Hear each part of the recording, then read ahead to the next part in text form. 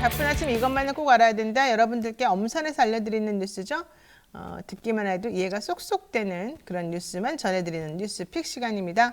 오늘은 한동인 뉴스마토 기자와 함께하겠습니다. 어서 오십시오. 안녕하세요. 자, 보겠습니다. 김남국 국회의원 징계안 윤리특위 회부되느냐 마느냐. 네. 그다음에 오늘도 체포동의안들 민주당 의원들 2명에 대한 체포동의안 이번에 표결이 되느냐 마느냐 뭐 여러 가지가 있네요. 네, 그렇습니다. 코인 논란으로 이미 민주당을 탈당한 김남국 의원에 대해서 국회 윤리특별위원회 차원의 회의가 오늘 열릴 예정입니다. 그래서 윤리특별위원회에서 이제 김남국 의원에 대한 거취에 대해서 결정을 내리게 되면 7월 국회 본회의에 올라가서 처리될 가능성이 큰 상황입니다. 그러면은 일단 민주당은 탈당하긴 했지만 김남국 의원이 의원의 그런 신분을 유지하고 있으니까 네. 국회 차원에서 윤리특별위원회를 하겠다. 네. 여기는 지금 몇 명으로 어떻게 구성돼 있어요? 이 부분은 지금 국회 윤리특위 같은 경우에는 자문위원회가 구성이 되어 있고요. 자문위원회에서 징계안 회부되면 최장 2개월까지 이제 회의를 거치고 이제 의견서를 특위에 제출을 하게 됩니다. 그래서 특위가 이제 의견서를 바탕으로 징계 수위를 결정하게 됩니다. 윤리특위 위원회 몇 명이에요, 전체? 명수는 제가 다시 확인을 해봐야 될 것 같습니다. 지금 여기 지금 아마 양쪽, 그러니까는 민주당하고 그리고 여당하고 지금 나눠줘야 될 것 같은데 네. 어쨌든 이분들 중에 위원장도 있고 네. 그다음에 이분들이 다 또 다수결의 원칙으로 이분들에 대해서 판단을 내려야 된다는 거잖아요. 네, 그래서 뭐 특위에서 내릴 수 있는 결정이 뭐냐면 징계 수위에 대해서 공개 회의에서 경고를 하거나 아니면 공개 회의에서 이제 김남국 의원에 대해서 사과를 요청하거나 아니면 30일 이내 출석 정지 그리고 최고로는 제명까지 이렇게 4가지 단계로 나뉩니다. 어떻게 될 것 같아요? 일단은 그 김남국 의원에 대해서 일단 징계 수위 자체는 일단 사과 정도까지 미쳐질 것으로 보이는데 민주당 안에서 지금 제명을 해야 된다 이런 의견이 현재 나오고 있습니다. 그래서 위철한 더불어민주당 윤리심판위원장 같은 경우에는 국회의원 자격이 문제된다면 의원직 제명도 가능할 것 같다라는 얘기를 현재 하고 있는 상황인데 대신에 직무상 정보를 취득해서 투자를 했다거나 이해충돌 행위를 했다 이런 경우에 제명을 해야 된다 이런 조건을 달고 있습니다. 그러니까 일단 양쪽 어디든지 국회의원이 징계안을 만들어요. 그래서 이걸 제출합니다, 국회에. 그리고 나면 숙려 기간이 20일이 네. 있게 되는 거죠. 그리고 난 다음에 가장 빠른 이 국회가 열리는 날을 기준으로 해서 회의를 하게 된다는 건데 이번에는 연휴가 겹쳐서 30날, 그러니까 오늘 회의를 하기로 됐다는 겁니다. 징계안이 상정이 되면 이건 아직까지는 징계안이 상정된 건 아니고 이제 징계에 이렇게 올라갔을 때 얘기인 것이고. 네, 오늘 회의에서 올립니다. 그렇죠. 오늘은 이제 의견이 모아져서 뭐 각하될 수 있고 아니면 올라갈 수 있는 건데 네. 징계안이 상정이 되면 윤리심사 자문이라고 하는 곳으로 넘어가게 되고 여기에서 최장 60일이 걸리는 자문위 결정에 좀 따르는 게 일반적이죠. 하지만 뭐 60일이 넘어도 그걸 가지고 뭐라고 할 수는 없는 그런 상황인 것 같습니다. 21대 국회에 접수된 38건의 징계안 중에 자문위 심사를 마친 건 4건이고 현실적으로 이게 올라간다고 해서 금방 뭐가 결정이 되지는 않는 거죠. 네, 항상 국회 윤리특별위원회에 대해서는 비판이 지금까지 계속 많았고 존재 가치에 대한 비판이 많았습니다. 각 왜요? 당의 이해관계가 있기 때문에 뭐 이전에 지금 34건이라고 하셨는데 수많은 건이 올라와 있고 제대로 처리된 경우도 별로 없어서 지금 윤리특별위원회가 과연 어떤 역할을 할지 좀 주목되는 상황입니다. 자, 뭐 윤리특위에 계신 분들이 썩 윤리적이지 않은 것 같긴 한데 그분들은 뭐 윤리적일까요? 그래서 민주당에서는 지금 뭐 윤관석, 이성만 의원에 대한 체포동의안 이 부분에 대해서 지금 고심을 이어가고 있는데 결국에는 뭐 실체가 제대로 드러나야 뭐 투표에서 제대로 된 결정을 할 수 있다 이런 얘기를 하고 있습니다. 그 위철한 전 대한변호사 협회장이 더불어민주당의 윤리심판원장이잖아요. 네, 그렇습니다. 어제 김종배 시선집중에서 아침에 이슈를 한 게, 인터뷰한 게 이슈가 됐더라고요. 네. 김남국 의원에 대해서 국회의원 자격이 문제가 된다. 의원직에서 제명하겠다. 이런 얘기까지 했다는데 이게 맞습니까? 뭐 일단은 무소속이라도 일단 민주당에 몸을 담고 있었기 때문에 각 이제 민주당 의원들이 부담을 느낄 것이다 얘기를 하고 있는데 어제 뭐 의원직 제명 관련성 얘기를 하기는 했지만 결국에는 윤리위원장도 이제 직무상 정보 취득 투자 아니면 이해충돌 행위 이 부분을 좀 주목해서 보고 있는 것 같기는 합니다. 그러니까 제가 그래서 위철한 원장하고 통화를 했어요. 이분이 이제 인터뷰를 하고 난 다음에 저한테 전화를 하셨길래 원론적인 수준에서 얘기한 것이다. 네. 그런 얘기를 하시면서 왜냐하면은 그 전제가 김남국이 이해충돌했다거나 뭔가 문제가 있는 게 확인이 되면 거기에 대해서 당연히 뭐 의원으로서 그거 하면 안 되는 행위였기 때문에 거기에 대해서 제명도 가능한 것이다.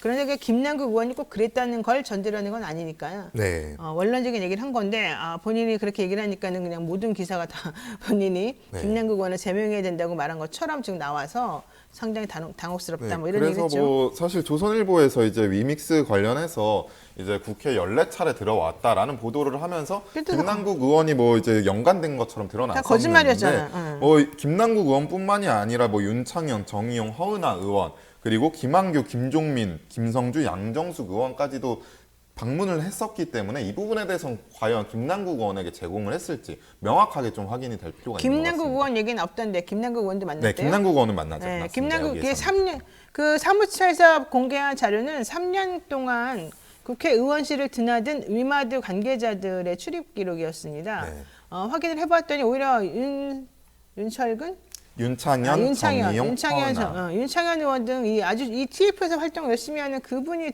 제일 많더만요. 네, 윤창현, 허은하 의원은 3회가량 방문을 했습니다. 그리고 나머지 의원들은 사실 뭐 그렇게까지 한 건 아니었는데 물론 윤 의원은 보좌관 만나고 간 거지 나를 만난 게 아니다 이렇게 말했습니다만은 네. 보좌관은 뭐 3번이나 만나겠어요.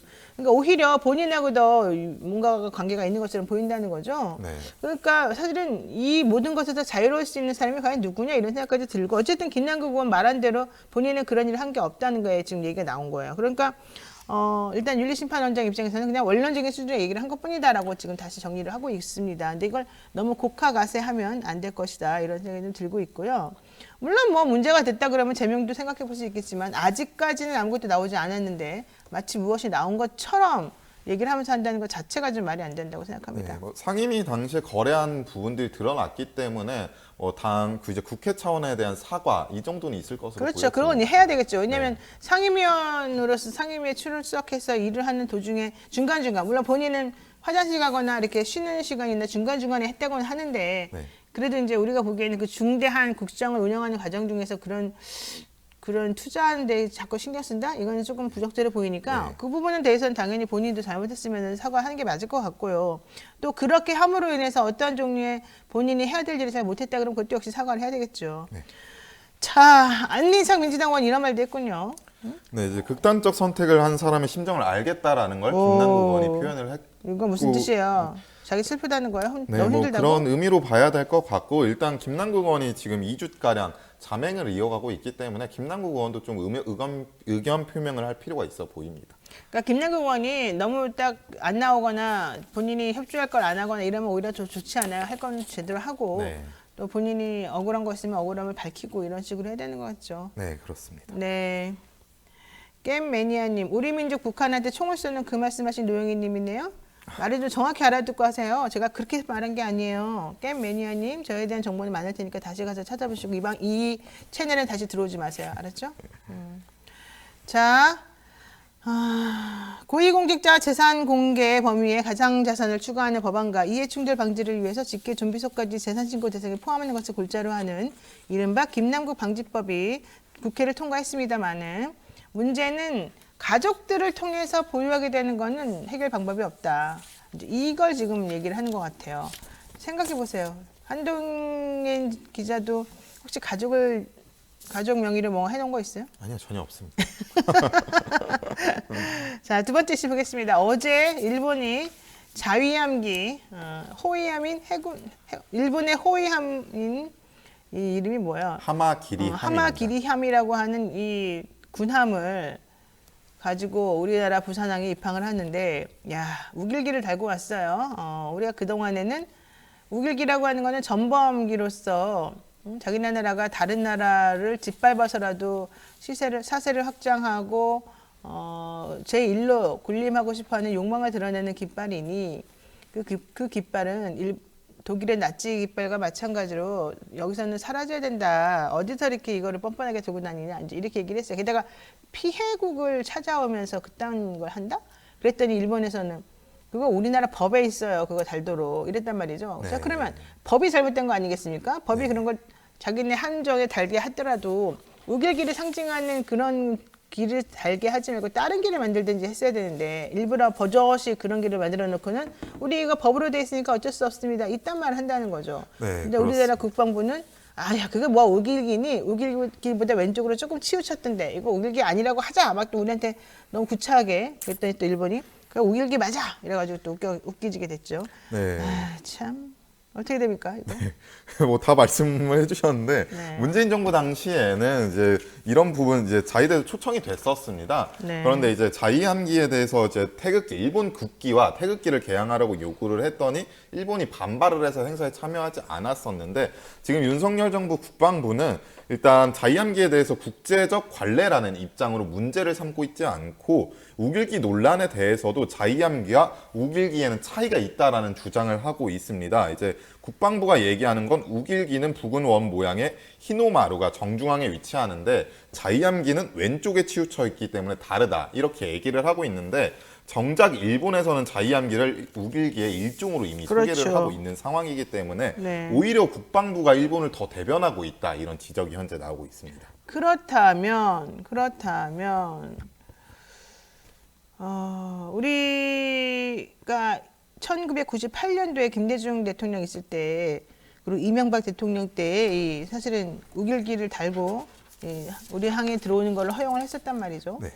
이거하고 지금 현재하고는 뭐가 다릅니까? 좀 이제 2010년 이후로 스포츠 관계에서 우길기를 이제 개양을 하면서 더 악화가 되어 왔기 때문에 이런 비판이 현재 나오고 있는데 계속해서 우길기 논란은 지금 스포츠 분야 이쪽을 중심으로 좀 논란이 증폭되고 있는 상황이기도 합니다. 어떤 것 같아요? 일단은 뭐 독일 나치기기 이제 하켄크로이츠 같은 경우에는 사용을 할 경우에 법적 처벌을 받습니다. 그런데 네. 이제 일본 같은 경우는 이 부분에 대해서 제국주의를 상징하는 것임에도 불구하고 이런 부분에 대해서 전혀 인식을 하고 있지 않다, 사과를 전혀 하고 있지 않다라는 부분이 더 논란이 되는 부분이기도 합니다. 그래요? 그러니까 저는 사과도 그렇고 보세요. 자기네 함정에 자위 함정에 길을 만들어서 붙여라라고 했어요. 그걸 1954년도에 법으로 만들었어요. 거기까지 좋아요. 함정에 길을 만들 수 있죠. 문제는 왜 그 모양을 우길기를 만들었냐는 거죠. 그건 진정으로 반성하는 사람의 태도가 아닌 거잖아요. 네, 그렇습니다. 그러니까 얼마나 얄밉고 얼마나 기만적이고 얼마나 못됐어요, 말하자면. 네.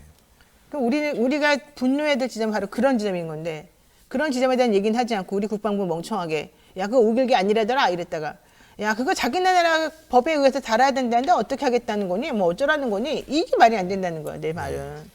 나는 그래서 정말 한심하다고 생각한다는 거예요. 일본은 뭐 뻔뻔하게 계속해서 자기네는 뭐 상관없다 이런 주장하겠지만 정말 이런 식으로 하면 옳지 않습니다. 우길기를 하켄크로이츠나 뭐 미국 남부 연합기에 비교하는 게 어떠냐 이런 말 하는 사람들도 있지만 그 정도하고는 수준이 다릅니다.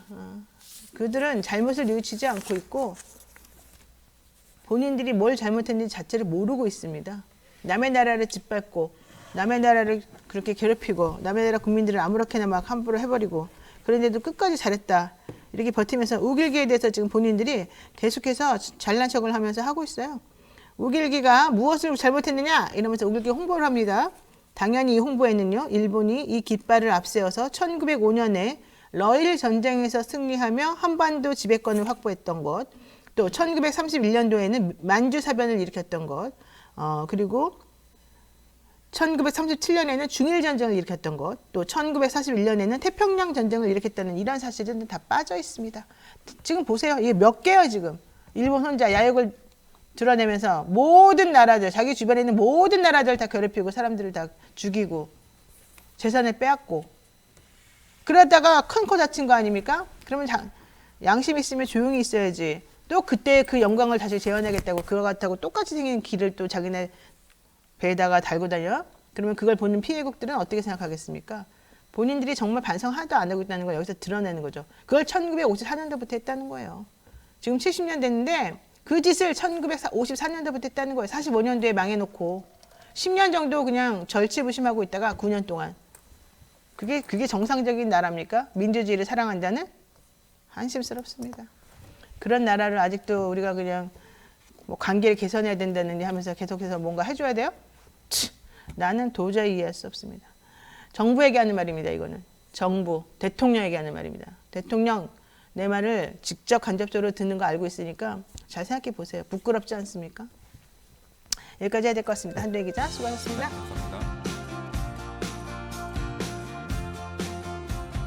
네, 바쁜 아침 이것만을 꼭 알아야 될 뉴스들만 엄선해서 대신 정리해드리겠습니다. 듣기만 해도 이해가 쏙쏙 되는 뉴스 픽 시간이죠. 오늘은 이진하 뉴스토마토 기자 함께하겠습니다. 안녕하십니까? 네, 안녕하세요. 자, 뭐 논란 가슴은 뒤로 하고 또 다뤄야 될 메시지들은 좀 다뤄보도록 하죠.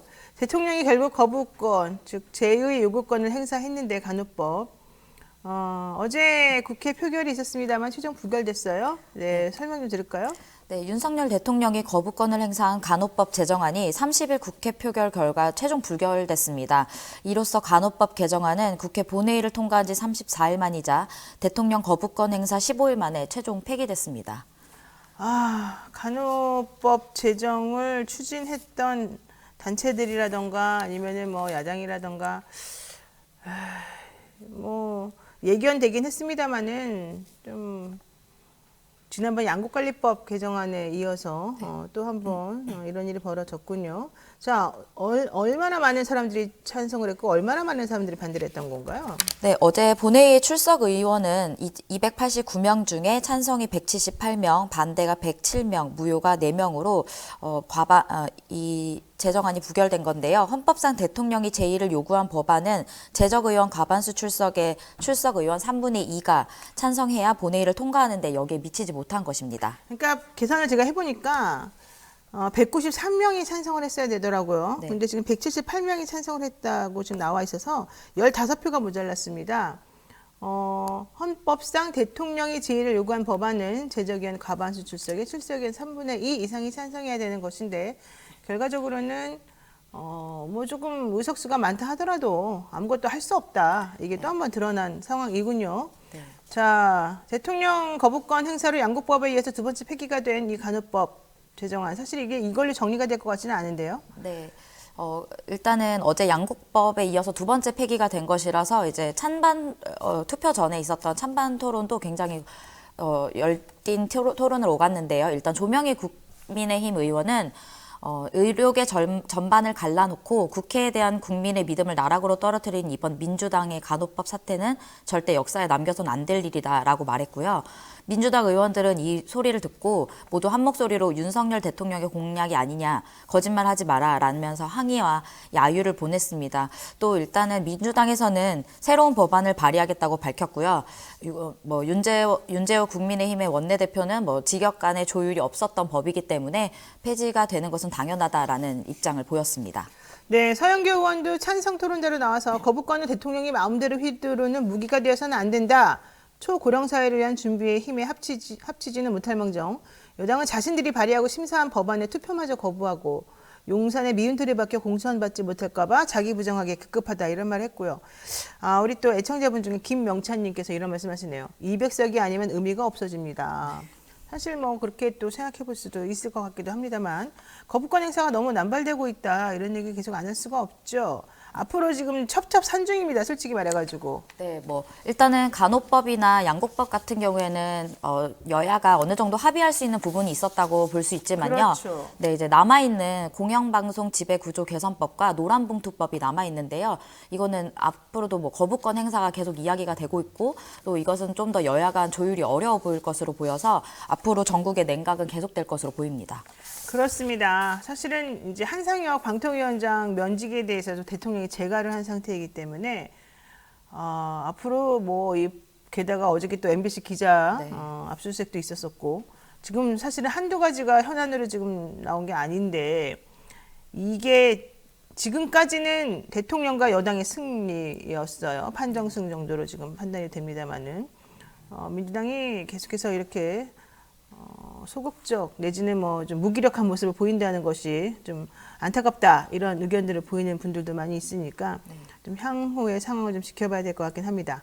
자, 이 방송법 관련한 내용이라든가 아니면은 한상혁 이 방통위원장 관련된 내용 뭐 이런 것 등에 대해서는 조금 이따가 최진봉 교수와 함께 자세히 짚어보도록 하죠. 자, 오늘 또 민주노총 강경투쟁 하기로 했군요. 네, 오늘 민주노총이 서울 도심에서 2만 명 규모의 집회를 예고했습니다. 그러자 윤희근 경찰청장이 30일 상황점검 회의를 주재해서 강경 대응 방침을 재천명하면서 과거 집회에서 했던 캡사이신 분사기도 얘기가 나와서 이제 오늘 좀 민주노총과 경찰의 대립이 좀 심화될 것으로 보입니다. 네. 아니 근데 우리 캡사이신 예전에 우리 80년대에 데모하고 그럴 때 경찰이 우리를 향해서 막 쏘던 그런 거잖아요. 네, 한 그렇다고 대한민국에 들었습니다. 대한민국이 최고로 자랑하는 최루탄 아닙니까? 솔직히 그래서 이게. 근데 이거를 다시 지금 경찰이 합법적인 것이냐. 이것으로 무장을 하고 물대포도 또 합법적으로 쏘겠다. 이런 얘기가 지금 나오고 있으니 사실은 집회와 시위를 하는 사람들 입장에서 이걸 그대로 가만히 넘어갈 수는 없을 것 같긴 해요. 네, 일단 민주노총은 오늘 오후 2시부터 삼각지역과 경찰청, 서울대병원 등 서울 시내 곳곳에서 사전 집회를 열고 세종대로까지 행진한 후 집결해서 경고파업 경의대회를 예고했습니다. 근데 이제 야간 행진까지 하려고 했었지만 경찰이 퇴근길 혼잡이나 이런 이유로 오후 5시 이후에 집회는 불허했는데요. 이후에 계속해서 집회가 계속되면 곧바로 해산 명령을 내리고 이후에 이것이 잘 안 된다, 지켜지지 않는다면 캡사이신 분사기를 쏜다는 예고도 하였습니다. 혹시 이 기자는 이 캡사이신 분사기를 뭐 좀 받아본 적 있어요? 맞아보거나? 저는 없습니다. 그렇죠. 네. 우리는 많이 맞아봤어요. 예, 우리는 저희 예전에 살던 집이 외대 앞이었는데 그때 엄청나게 학생운동 많이 하고 시위하고 막 그랬거든요. 우리 엄마 지나가다가 그 경찰 곤봉에 맞기도 했어요. 우리 어머니가. 자, 그리고 맨날 지나갈 때마다 이 손수건으로 얼굴 가리고 눈물 나고 콧물 나고 정말 난리도 아니었는데 지금 여당과 이 경찰청장 캡사이신 분사기를 준비할 정도로 지금 뭔가 폭력적인 그런 시위 사태가 일어난 겁니까? 아니면은 왜 이런 얘기가 갑자기 막 이렇게 나오는 겁니까? 일단 이런 방침 같은 경우에는 지난 16일, 17일에 건설노조가 이제 1박 2일 집회를 하면서 그때 이제 대응이 미온적이었다 이러면서 여당과 그리고 정부 내에서 비판이 나왔기 때문에 그것과 무관하지 않는다는 것으로 이제 해석이 됩니다. 그리고 이제 경찰 집회에서는 지난번에 이제 25일 날 불법 집회 시위 해산 훈련도 재개를 했는데요. 이거는 2017년 이후 6년 만에 다시 재개한 것입니다. 다만 이제 살수차 그리고 이제 대형 가스차나 이런 것들은 전국 곳곳에 있었던 거를 2021년에 모두 폐기했기 때문에 그런 큰 살수차나 이런 건 없을 것으로 보이고요. 다만 스프레이형 분사기를 준비했다고 합니다. 아, 그렇군요. 자, 망둥이 저경님께서 자유 하고 싶은 대로 해라 그냥 자유 타령 그렇게 많이 하면서 왜 국민을 자유롭지 못하게 하느냐 이런 취지로 말씀을 하고 계시고 정은호님 왜 노조를 폭도로 만들고 폭동으로 이 상황을 만들려고 하는지 도대체 국민을 자극해서 무엇을 얻고자 하는 것인지 이해할 수가 없다 이런 얘기 하고 있습니다. 써니님 제대로 뭐 하나 하는 게 없는 현 정부는 왜 강경 진압이나 압수색을 이렇게 잘하는 건지 정말 아주 최고입니다. 이런 얘기도 하셨고요. 콩풀리님 평화 시위를 하는데 경찰이 더 혼란스럽게 만드는 거 아니겠습니까? 이렇게 얘기를 지금 하고 계십니다. 솔직히 말해가지고 나라가 뭐 진짜 유신 시대 독재 시대로 돌아가는 것 같기도 하고 너무 무서워서 솔직히 살 수가 있겠어요? 괜찮아요 기자들은? 옛날에 저희도 아침에 일어난 경보음 때문에 네. 살짝 좀 놀랐습니다. 경보음이 중요한 게 아니라니까 지금. 오늘 집회도 예고가 됐기 때문에 또 여러 가지로 좀 걱정이 많이 되고 있습니다. 그러니까 민주노총에서 오늘 오후 2시부터 삼각지역과 경찰청, 서울대병원 등 서울 시내 곳곳에서 사전 집회를 열고 세종대로까지 행진을 한 다음에 경고파업 경의대회를 열겠다 이렇게 예고를 지금 하고 있는데요. 사실 이게 야간 행진까지 집회하려고 했었는데 경찰이 또 5시 이후 집회를 불허했습니다. 어머나 이거 사실은 이런 식으로 불허해도 되는 것인지 저는 좀 납득이 안 갑니다만 어쨌든 경찰청에서는 불허한 이유가 이거죠. 통행에 방해가 되고 네. 교통에 마비를 일으킬 수 있을 것이다 이런 얘기인 건데 윤희근 경찰청장은 정말 역사에 남을 것 같아요. 네, 계속해서 얘기해 주시죠. 네, 윤 청장은 지난번에도 여러 차례 집회 강경 대응 입장을 밝혀왔는데요. 18일에는 브리핑을 자처해서 불법 집회 전력이 있는 단체의 유사 집회를 금지하거나 야간 문화재 등을 빙자한 집회를 해산시키겠다고 말했고요. 지난 25일에도 내부 서한문을 통해서 그동안 집회 시위 과정에서 무질서한 혼란이 발생해도 헌법에 보장된 기본권 실현을 과정으로 인식해 관대하게 대하는 측면이 있었다면서 강경한 대응을 계속해서 주문했습니다.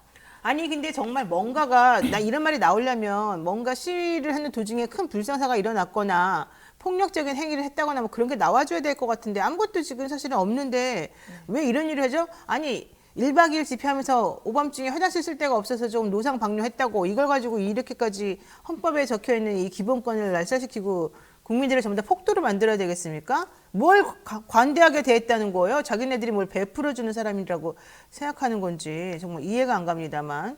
자, 어쨌든 중요한 건 이거죠. 헌법재판소가 예전에 이거 불법 이거 뭐고 간에 이 집회 시위 자유는 보장돼야 된다 이런 얘기 하고 나니까 그때부터 다 조금 완화시키고 해결됐던 거 아니었어요? 2018년도에? 네, 2018년도 5월 헌법재판소가 살수차로 캡사이신 등 체류액을 분사해 살상 능력을 증가시키는 혼합 살수 방법은 법적 근거가 없고 헌법에 위배된다고 결정했었죠. 그래서 네. 이제 그거에 따른 조치로 모두 아까 말씀드렸듯이 모두 살수차를 폐기하였습니다. 뭐 이런 근데 계속해서 강경 대응에 대한 이야기는 아무래도 이제 윤석열 대통령이 지난 23일 날 국무회의에서도 뭐 국민의 자유와 기본권을 침해하고 공공 질서를 무너뜨린 민주노총 집회 행태는 국민께서 용납하기 어려울 것이라고 이야기도 했고요.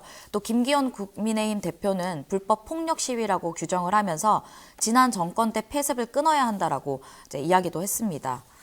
자, 2018년 5월 헌법재판소 살수차로 캡사이신 등 체류액을 분사하는 것은 법적 근거가 없다 이랬는데 이번엔 그럼 법적 근거를 또 만들겠다는 거죠? 아니면 그냥 아무렇게나 하겠다는 거예요? 그것까지는 잘 모르겠지만 일단은 스프레이형 분사기로 개인별로 이제 지급을 해서 개별 지급하면서 그걸로 이용해서 진압을 할 예정이라고 합니다. 네, 알겠습니다. 자, 이진아 기자 수고 많으셨고요. 생방송 댓글 참여 계속해서 부탁드리겠습니다. 고맙습니다.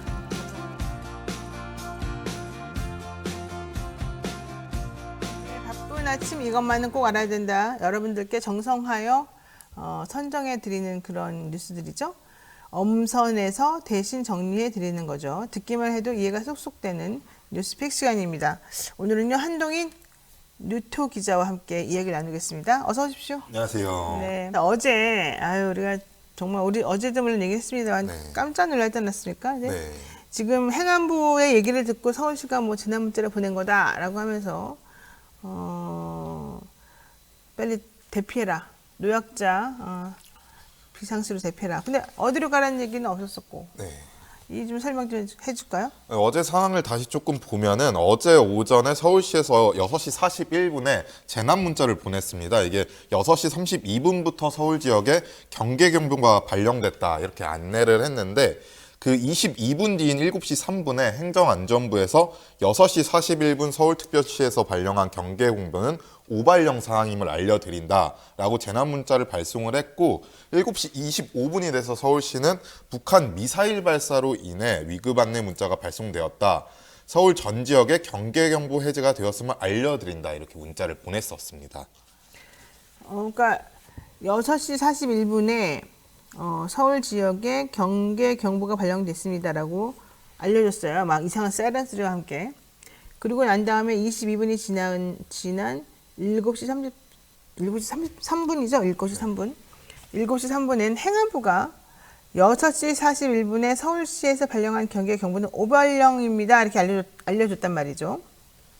자, 그러면 그리고 난 다음에 또 얼마 안 된 7시 25분에 서울시는 오발령이 아니라 북한 미사일 발사로 인해서 위급한 안내 문자가 발송되었던 것이다. 이제 서울시 전 지역의 경계 경보는 해제되었다. 이렇게 말했어요. 그러니까 오발이든 뭐든 간에 왔다는 겁니까? 아니면은 왔다고 말한 것 자체가 오발이라는 겁니까? 뭐니까 정확하게? 이게 상황을 조금 자세히 보면은 일단 백령도 부근에서 좀 사건이 있었습니다. 어쨌든 북한에서 우주 발사체를 발사를 했기 때문에 상황 자체는 있었는데 이게 서울시에 적용이 되느냐가 문제였습니다. 그래서 이제 행정안전부 중앙민방위 통제소가 6시 30분, 새벽 6시 30분에 각 지역 민방위 통제소에 이렇게 이제 음성 지령 방송을 발신을 했는데 현재 시각 백령면, 대청면의 실제 경계 경보 발령, 정보 미수신 지역은 자체적으로 실제 경계 경보를 발령하라. 이렇게 음성 지령 방송을 방신을 했는데 여기서 지금 미수신 지역이라는 것이 백령도를 표현한 행안부에서는 백령도를 표현한 것인데 서울에서는 미수신 지역이 다른 타 지역으로 착각을 하고 이런 재난 문자를 보낸 겁니다. 아니 근데 어디로 가라는 거예요? 어디로? 그런 문자 내용 전혀 보내지 않았고 발령 이유에 대해서도 설명을 하지 않았고 대응 방안에 대한 설명도 전혀 없었기 때문에 더 혼란이 있었고 그리고 뭐 일본 같은 경우를 보면 일본은 오전 6시 30분에 오키나와 지역에 발령된 일본 재난 문자 J-얼럿을 보냈는데 여기 문자를 보면은 미사일 발사, 북한에서 미사일이 발사된 것으로 보입니다.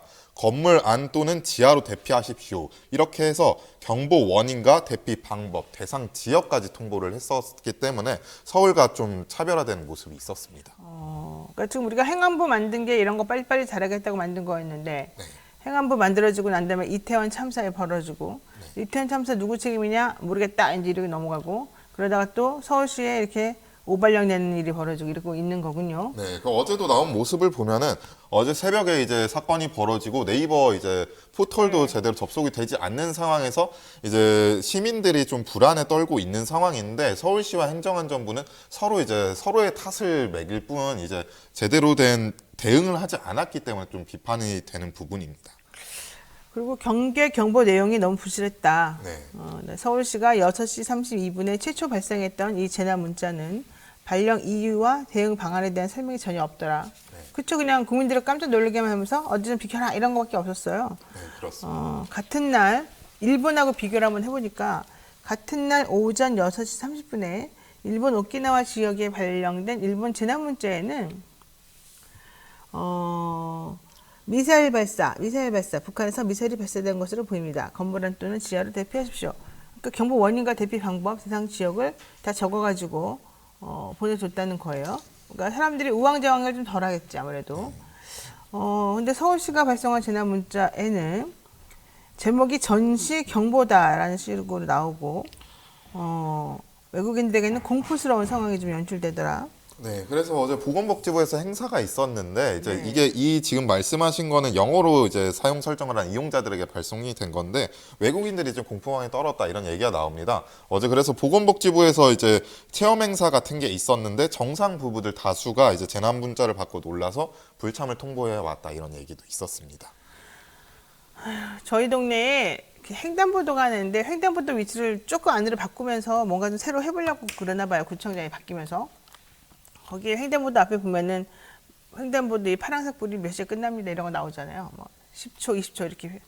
그러면 사람들이 이제 그걸 보고서 건널까 말 건가를 기다리다가 이제 건너가는 건데 거기 밑에 보면 무슨 숫자 같은 게 맨날 바뀌는 게 나와요. 뭐 46, 36, 10, 뭐 어쩌다 여기다가 사람들이 모두 궁금해하는 거죠. 이 숫자가 도대체 뭘까? 아무도 몰라요. 나는 그게 바로 어제 우리 행안부 혹은 서울시에서 보낸 그 발령 문자랑 똑같다고 본다는 거예요. 대피하라 그러는데 어디를 대피를 하는지 왜 하는지 뭐 어떤 방식으로 하라는 건지 나오지도 않고 그냥 야 큰일 났어 나가 이거밖에 없다는 거잖아요. 상당히 이거 국민을 혼란에 빠뜨린 거기 때문에 중한 죄를 좀 물어야 될 것 같다 생각이 듭니다. 네, 그래서 오세훈 시장 같은 경우에는 과잉 대응일 수는 있지만 오발령은 아니다 이런 입장을 보이고 있고 대통령실 관계자도 지금 혼선을 준 건 잘못한 것이다 이렇게 경위 파악을 하고 있다 이렇게 얘기를 하고 있는데 지난 몇 년간 민방위 훈련이 없었기 때문에 이런 혼란이 있는 것이다라는 입장을 나타내고 있습니다. 민방위 훈련이 없어서 이런 게 벌어진다고요? 우리나라가 민방위 한 게 한 몇십 년 되는데 뭐 그거 한 번 안 했다고 이럴 수가 있나요? 한 기자님은 민방위죠? 네, 저는 민방위 훈련 몇 받고 번째 있습니다. 한 거요? 지금 3년 차입니다, 민방위. 아직 어리네. 해보니까 어때요? 근데 지금 민방위도 제가 뭐 코로나 기간 때문에 직접 참여는 못하고 계속 온라인으로 강의만 듣고 있는 상황이긴 합니다. 그럼 오히려 코로나한테 고맙네. 뭐 고맙다기보다 저 안전 훈련을 받아야 되지 않을까 싶습니다. 고맙진 않습니다. 알겠습니다. 자, 두 번째 이슈 보겠습니다. 경찰이 나 이건 정말 좀 충격이었습니다. 고공 농성하던 노조원의 머리를 1분간 내리쳤다. 네. 이게 무슨 뜻이에요? 예, 고공농성을 하던 이제 한국노총의 김준영 금속연원 사무처장이 진압작전에 나선 경찰이 집단으로 휘두른 공봉의 머리를 맞아서 병원으로 이송이 됐습니다. 노조는 일단 과잉 진압이라고 현재 비판을 하고 있는 상황인데 일단 경찰에서는 1m 플라스틱 진압봉으로 1분여가 내리쳤다고 합니다. 그러니까 김준영이라고 하는 금속노련 사무처장이 고공농성을 했어요. 네. 이제 보통은 농성하라 그러고 밑에서 내려오라 그러고 이제 이런 평화로운 방법을 쓰긴 하지만 이번에는 진압을 하기로 했단 말이죠. 네, 그렇습니다. 집단으로 곤봉을 휘둘러 가지고 그 김준영이 머리를 딱 맞았어요. 병원에 이송이 됐고 경찰 입장에서는 뭐 격렬한 저항이 있었기 때문에 어쩔 수 없다 이런 말 하긴 하는데 노조는 이거 명백하게 과잉 진압이다. 이게 한국 노총에서 일어난 일이잖아요. 네, 노총. 그래서 뭐 경찰의 일단 설명 자료를 조금 보면은 일단 김 처장이 정글도와 새 파이프를 휘두르며 저항을 했기 때문에 진압봉을 사용했다 이렇게 얘기를 하고 있고 6차선 도로 통행을 막았고 업무방해 집시법까지 위반한 상황이었기 때문에 우발적으로 벌어진 일이다라고 얘기를 하고 있고요. 노조에서는 지금 경찰들이 이제 불필요한 폭력을 행사했다라는 입장을 보이고 있는데 김 처장이 정글도를 들지 않았고 사다리차 접근을 막기 위해서 쇠파이프를 휘둘렀을 뿐 경찰을 때리진 않았다 이런 얘기를 하고 있는 상황입니다. 그러니까 마침 거기에 계셨군요. 그 피해자가 본인이 때리려고 한 건 아니었는데. 그리고 이 사건 나기 전 하루 전날에 이제 김만재 한국노총 금속노동 위원장 같은 경우에는 경찰에게 생수병 물을 뿌렸다가 공무집행을 방해했다는 이유로 현장에서 체포가 됐는데 경찰이 김 위원장을 바닥에 넘어뜨리고 뒷목을 무릎으로 누른 상태에서 양손에 수갑을 채워서 노조원들의 격한 반발을 불러일으켰다 이런 얘기도 있습니다.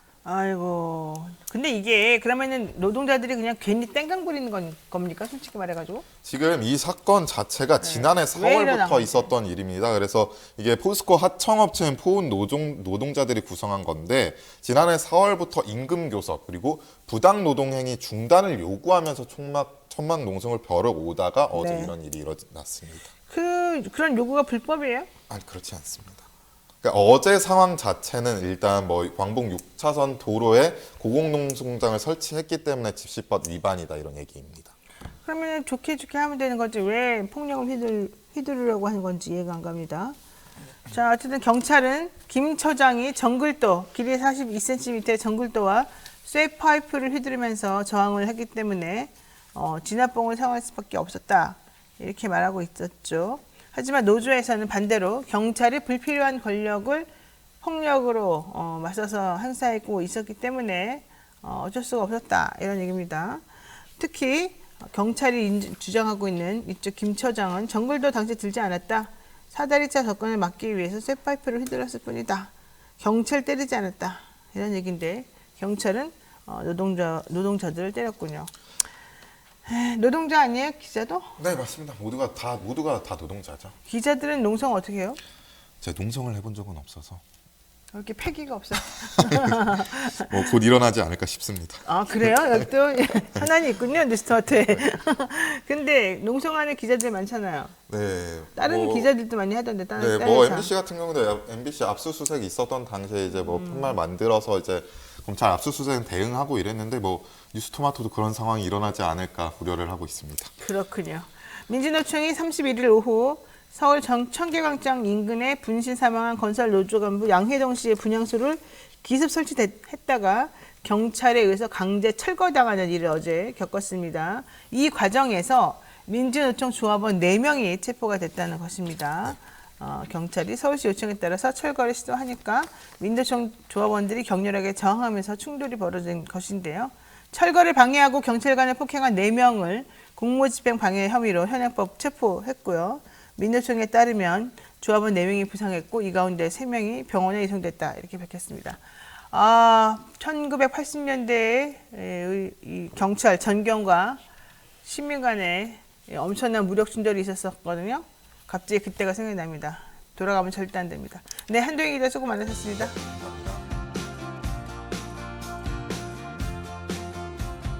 오늘 아침 이것만은 꼭 알아야 될 뉴스들. 그런 뉴스들로만 엄선해서 대신 정리를 해드립니다. 듣기만 해도 이해가 쏙쏙 되는 뉴스 픽 시간인데요. 오늘은 이진하 뉴스토마토 기자와 함께하겠습니다. 안녕하세요. 네, 안녕하세요. 자, 오늘은요. 이름도 예쁘고 용의 기운을 듬뿍 담아서 또 사회에서 성공하고 있는 우리 이진하 기자 이야기 나누겠습니다. 네, 자, 어제 국민의힘 의원이 이해찬 전 더불어민주당 대표가 했던 이 우크라이나는 우리가 신세질 게 아무것도 없는 나라다 이런 발언을 비꼬려고 네. 야, 나 진짜 이거 너무 죄송합니다만 너무 무식한 표현을 쓰셨어요. 우크라이나는 6.25 참전 국가가 맞죠? 이렇게 말하는 거예요. 여러분 여러 번 내가 말했지만 우크라이나는 소련에 그때 속해 있던 나라였죠. 우리나라를 침범한 나라 아니겠습니까? 자, 그 얘기를 듣고 있다가 신범철 국방부 장관, 야, 그래도 이분이 사회생활을 잘해요. 참전 국가는 아닌 걸로 알고 있다. 무슨 뜻입니까? 이게 도대체. 자, 이 얘기가 어떻게 진행된 건지 알려주십시오. 네, 변호사님께서 말씀하셨던 것처럼 이채희 국민의힘 의원이 1일 국방위원회 전체 회의에서 이해찬 전 더불어민주당 전 대표의 발언을 반박하기 위해서 말을 한 건데요. 우크라이나는 6.25 참전 국가가 맞죠라고 말을 해서 논란이 됐습니다. 여기에 신범철 국방부 차관이 참전 국가는 아니라고 이제 재차 답변을 했는데도 참전 국가가 뭐 아니긴 아니야. 참전 국가는 맞지. 네, 그래서 이제 이 의원을 재차 물었는데요. 그래서 계속해서 아니라고 했고 이 자리에서 이제 더불어민주당 김병주 의원이 우크라이나는 6.25 당시에 소련이었는데 우방국이라고 하냐며 완전 잘못된 발언이다. 국민께 사과하라고 지적했습니다. 그래서 분위기가 좀 과열돼서 잠시 정회도 선언이 됐습니다.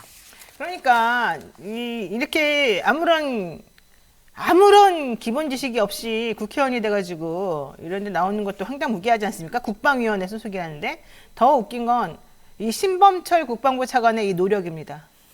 참전 국가는 아니라니요. 이것도 틀린 말 아니겠습니까? 저쪽 편에 참전한 거지. 예? 저쪽 편이었지. 우리 편이 아니라. 그렇지만 어쨌든 대답을 직접적으로 하겠다고 곤란했나 보죠.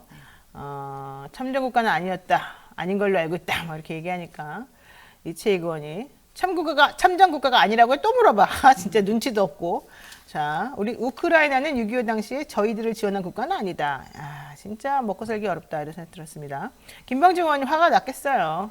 우크라이나는 6.25 당시 소련이었는데 무슨 뜻으로 하는 말이냐. 사과해라. 결국 사과는 했습니다.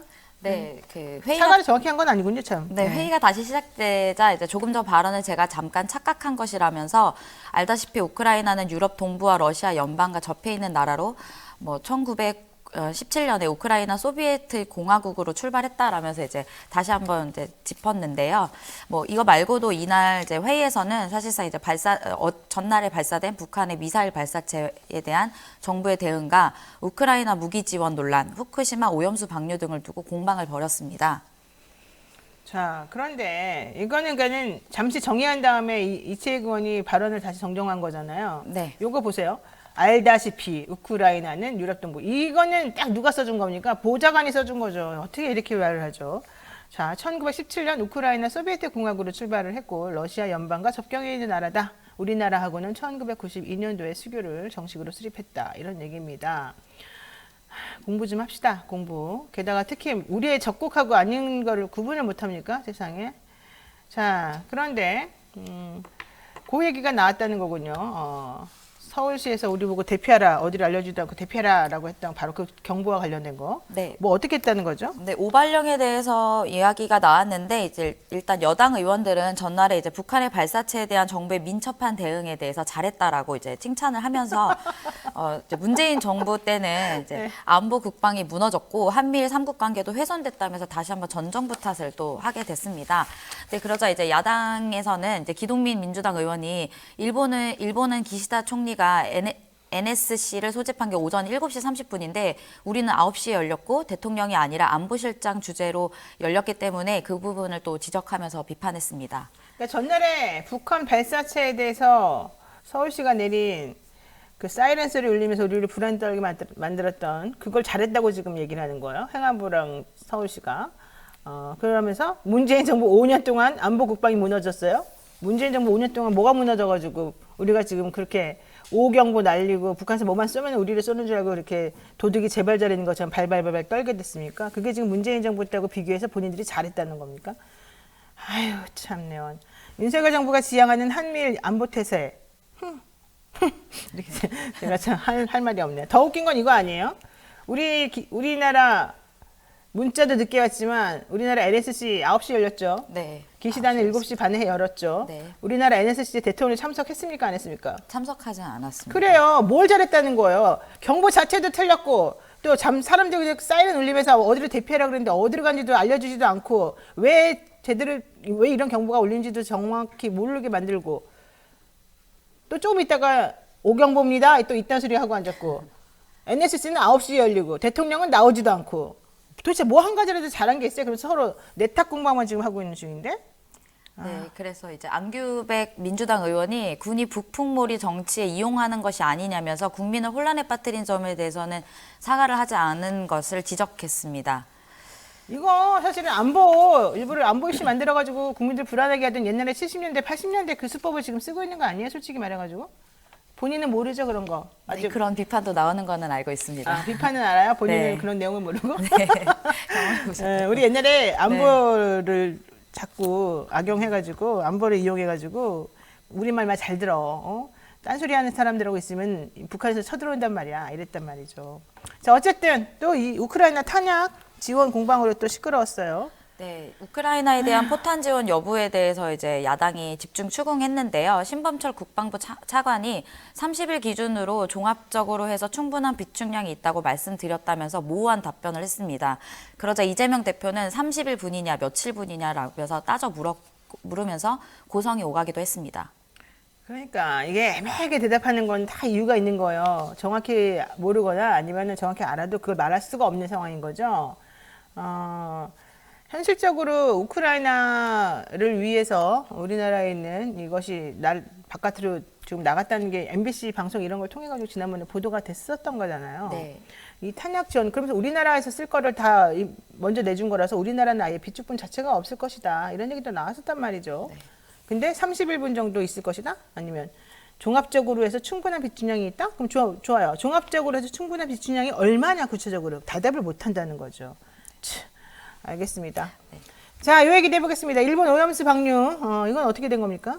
네, 일본 오염수 방류에 대한 신경전도 벌어졌는데요. 30 민주당 의원은 해군 장병들이 바다에 나갈 때 해양수를 걸러서 식수로 사용하고 쓸 수밖에 없는데 삼중수소는 안 걸러진다. 오염수 방류는 무조건 막아야 한다고 이제 이야기를 했고요.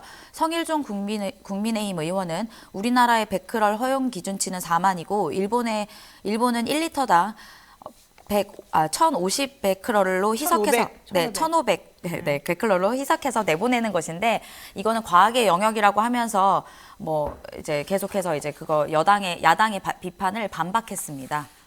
그러니까 우리나라 허용치가 4만인데 일본에서 나오는 거는 그에 아주 못 미치는 양만 희석해서 나오는 거니까 걱정하지 말아라.